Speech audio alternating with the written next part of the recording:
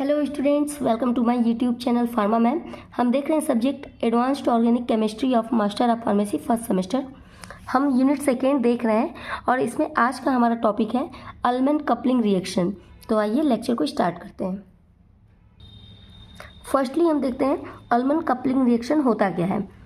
अल्मन coupling reaction occur between aryl halide and copper and lead to the synthesis of symmetric by aryl via copper catalysed coupling. तो Ullmann coupling reaction में reaction होता है aryl halide और copper के बीच में, जो कि आपका symmetric by aryl as a product synthesise करता है। ठीक है, अगर इसके जनरल रिएक्शन को हम देखें तो आप यहाँ पे देख सकते हैं कि हमारा एरिल हैलाइड कॉपर के साथ रिएक्ट कर रहा है और सिमेट्रिक बाई एराइल बना रहा है। ठीक है, एग्जाम्पल के लिए एरिल हैलाइड का मतलब क्या होता है अगर हम समझें तो देखिए, एरोमेटिक रिंग पे कोई भी हैलोजन ग्रुप लगा रहे एक्स के प्लेस पे, लाइक फ्लोरीन, क्लोरीन, ब्रोमीन या आयोडीन, तो ये हमारा एरिल हैलाइड का फॉर्मेशन करता है।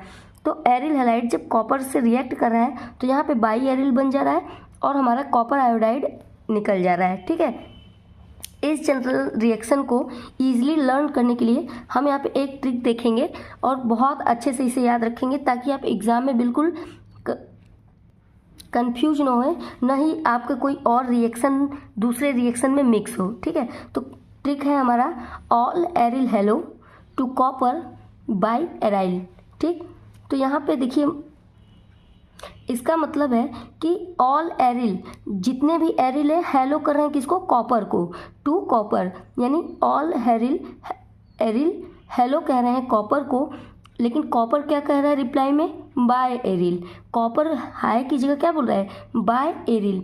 इसका मतलब हो गया ऑल का मतलब है यहाँ पे अल्मन रिएक्शन के लिए, ताकि आप कंफ्यूज ना हो। आगे अभी आपका आएगा डिकमैन रिएक्शन आएगा तो आप कंफ्यूज ना हो, इसलिए हमने सबसे पहले रिएक्शन के लिए भी यहाँ पे रखा है ऑल। इट मीन्स कि अल्मन कपलिंग रिएक्शन है जिसमें एरिल हैलाइड, ठीक है ना, एरिल हैलाइड क्या करता है, कॉपर के साथ रिएक्ट हो रहा है और इस टू का मतलब है कि टू मॉलिक्यूल इसका, टू मॉलिक्यूल कॉपर का आपस में रिएक्ट करके क्या बना रहे हैं, बाय एराइल, मतलब बाई एराइल बना रहे हैं। ठीक है, तो बहुत ही ईजी ट्रिक है कि सारे एरिल हेलो बोल रहे हैं कॉपर को, लेकिन कॉपर क्या रिप्लाई कर रहा है, बाय एरिल।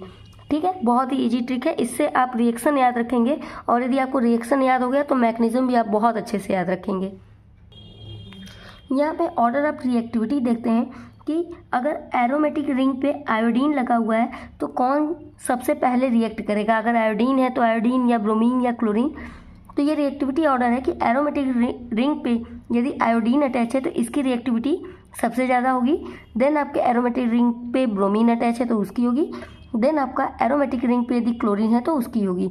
ऐसा क्यों हो रहा है, because as halogen atom size increases bond between aromatic ring and halogen become weaker. तो जैसे आपका हैलोजन ग्रुप एटम का साइज बढ़ता जाएगा तो इनके बीच का बॉन्ड जो है वो वीक होता जाएगा। तो सबसे बड़े साइज में आयोडीन होता है, इसलिए इनके बीच का बॉन्ड सबसे ज़्यादा वीक होगा जो कि ईजिली ब्रेक कर जाएगा। सेकेंड पॉइंट यहाँ पे है electron withdrawing group at ortho position increases the rate of reaction. यदि एरिल हैलाइड के आर्थो पोजीशन पे कोई इलेक्ट्रॉन विड्रॉइंग ग्रुप लगा रहेगा तो वो रेट ऑफ रिएक्शन को इंक्रीज कर देगा। जैसा कि हम यहाँ पे देख रहे हैं कि आर्थो पोजीशन पे नाइट्रोजन ग्रुप लगा हुआ है, NO2 लगा हुआ है, तो ये इलेक्ट्रॉन विड्रॉइंग नेचर का होता है, इसलिए ये रिएक्शन के रेट को क्या कर देगा, बढ़ा देगा। अब हम देखते हैं मैकेनिज्म। मैकेनिज्म में टोटल 3 स्टेप है। फर्स्ट है आपका formation of organocuprate complex by oxidative addition. Second step है reaction of another copper to organocuprate complex to form ArCu। Third step है addition of another aryl halide to ArCu to form biaryl एराइल। तो अभी theory part में ये लिखने के लिए आपको हेल्प करेगा, लेकिन हम लोग इसके मैकेनिज्म को स्टेप बाय समझते हैं। तो सबसे पहले मैकेनिज्म में क्या होता है कि हम लोग एक मॉलिक्यूल ऑफ एरिल हैलाइड लेंगे। एक मॉलिक्यूल एरिल हैलाइड का एक कॉपर से जब एक मॉलिक्यूल ऑफ कॉपर से जब यहाँ पे रिएक्ट करेगा तो यहाँ पे ऑक्सीडेटिव एडिशन होगा और इस ऑक्सीडेटिव एडिशन में क्या होगा कि कॉपर अपना एक इलेक्ट्रॉन एरोमेटिक रिंग के इलेक्ट्रॉन से और दूसरा इलेक्ट्रॉन अपना हैलाइड ग्रुप जो लगा हुआ है उससे शेयर करके इन दोनों के बीच में आ जाएगा। ठीक है, तो यहाँ पे देखिए कुछ इस तरीके से कॉपर आ जाएगा, जहाँ पे आपका यहाँ पे एरोमेटिक रिंग है और इधर हैलाइड है। इन दोनों के बीच में एक एक इलेक्ट्रॉन अपना कॉपर शेयर करके बीच में आ जाता है, ठीक है।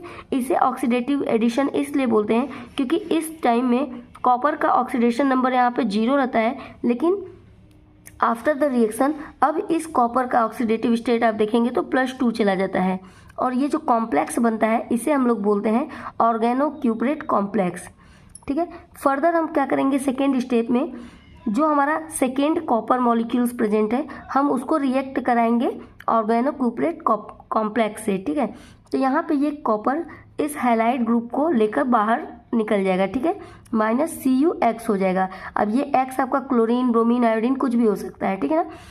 फर्दर जब यहाँ से निकल गया कॉपर X के साथ, तो हमारा क्या बचेगा, एरोमेटिक रिंग और कॉपर यहाँ पे बचेगा, ठीक है। अब हमारा जो दूसरा मॉलिक्यूल बचा हुआ है एरोमेटिक रिंग के साथ हैलोजन लगा हुआ यानी एरिल हैलाइड का, उसको हम लोग रिएक्ट कराएंगे अपने इस इंटरमीडिएट से। तो यहाँ पे फर्दर हम देखेंगे कि जो हमारा कॉपर जैसे फर्स्ट स्टेप में इन दोनों के बीच में आकर यहाँ बॉन्ड फॉर्मेशन करके कॉम्प्लेक्स बनाया था, सेम वैसे ही अब ये कॉपर फिर से इन दोनों के बीच में आएगा और एक कॉम्प्लेक्स बनाएगा, ठीक है। तो देखिए यहाँ आएगा तो एरोमेटिक रिंग यहाँ पे आपका हो गया, ठीक है, और ये X हमने यहाँ पे दिखा दिया।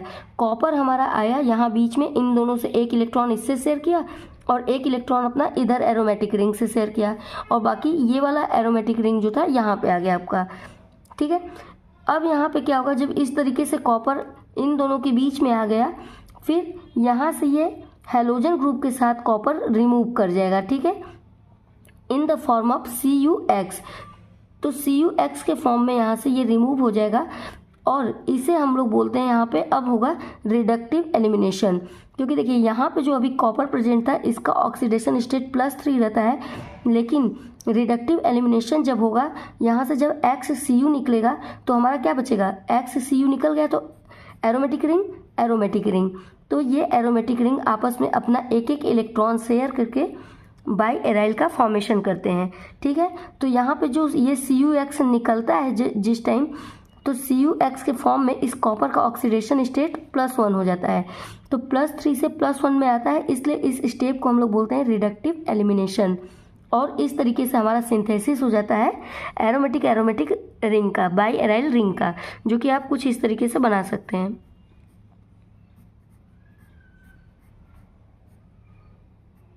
ओके स्टूडेंट्स, होप कि आपको ये समझ में आ गया होगा। अब हम देखेंगे इसका सिंथेटिक एप्लीकेशन। फर्स्ट है Ullmann coupling reaction useful in synthesising complex biaryl aryl कंपाउंड। तो अल्मन कपलिंग रिएक्शन का हम लोग यूज करते हैं बाई एराइल कंपाउंड को सिंथेसाइज करने में। सेकेंड है synthesis of aryl amines is important for developing pharmaceutical, agrochemicals and materials. तो हम लोग एरिल अमीन का सिंथेसिस करके by the help of Ullmann coupling reaction pharmaceutical and agrochemicals like product हम लोग डेवलप करते हैं। नेक्स्ट है आपका Ullmann coupling reaction can be use to synthesise various heterocycle such as indole, carbazoles. तो हम लोग अल्मन कपलिंग रिएक्शन का यूज करते हैं कई ढेर सारे हेटेरोसाइकल बनाने में, जैसे कि इंडोल का फॉर्मेशन करने में, कार्बाजोल का फॉर्मेशन करने में, ओके। और लास्ट यूज है हमारा the Ullmann coupling reaction is used in medicinal chemistry to synthesise anti cancer, anti bacterial and antiviral therapeutic agent. तो अल्मन कपलिंग रिएक्शन के हेल्प से हम लोग बहुत ही मेडिसिनल केमिस्ट्री में यूज करते हैं और थेरेपेटिक एजेंट बनाते हैं, लाइक एंटी कैंसर ड्रग बनाते हैं, एंटी बैक्टीरियल ड्रग बनाते हैं और एंटीवायरल ड्रग का भी सिंथेसाइज करते हैं।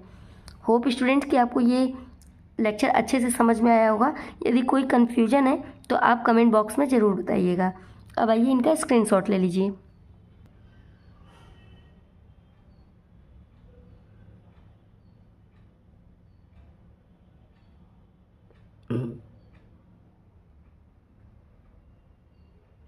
थैंक यू स्टूडेंट्स, मिलते हैं नेक्स्ट